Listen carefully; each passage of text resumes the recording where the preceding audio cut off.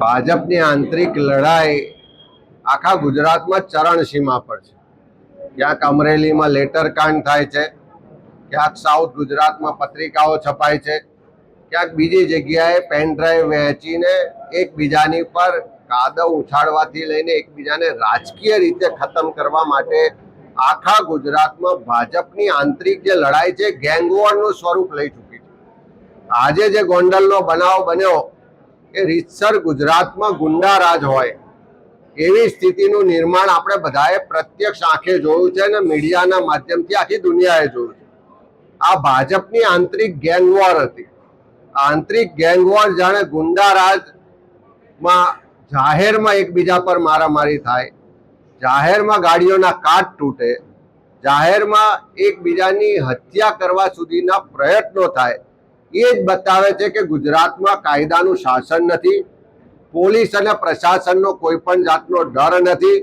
Police ફક્ત ને ફક્ત ભાજપના માનીતા લોકોને માટે કામ કરતી હોય, પોતાની ફરજો ભૂલતી હોય, જે એની તટસ્થતા છે, જે નિષ્ઠા છે, એ હવે એના પર મોટો પ્રશ્નાર્થ ઊભો થયો છે. આજનો ગોંડલનો બનાવ જોઈને લાગે કે આપણે ગાંધી સરદારના શાંતિપ્રિય ગુજરાતમાં નહીં પણ ક્યાંક યુપી બિહારના જે ગુંડારાજ સ્વરૂપ વિસ્તારો છે એવા વિસ્તારોમાં હોય એવા દ્રશ્યો આપણે બધાએ જોયા છે.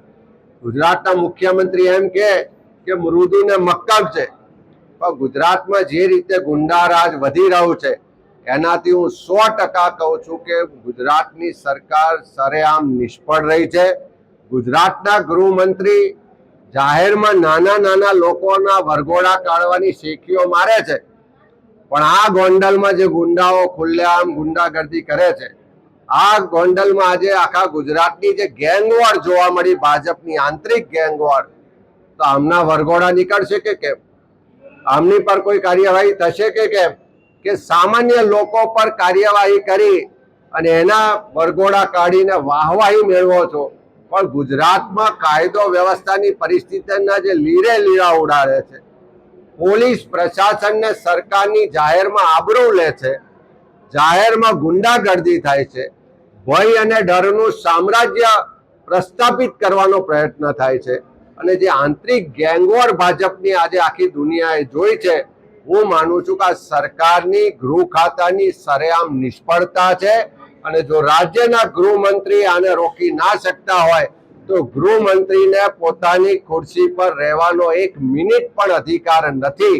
આ ગુજરાતના ગુંડારાજને બચાવવું હોય તો ગુજરાતના ગૃહમંત્રી કાં તો કાર્યવાહી કરે, નહીં તો રાજીનામું આપે.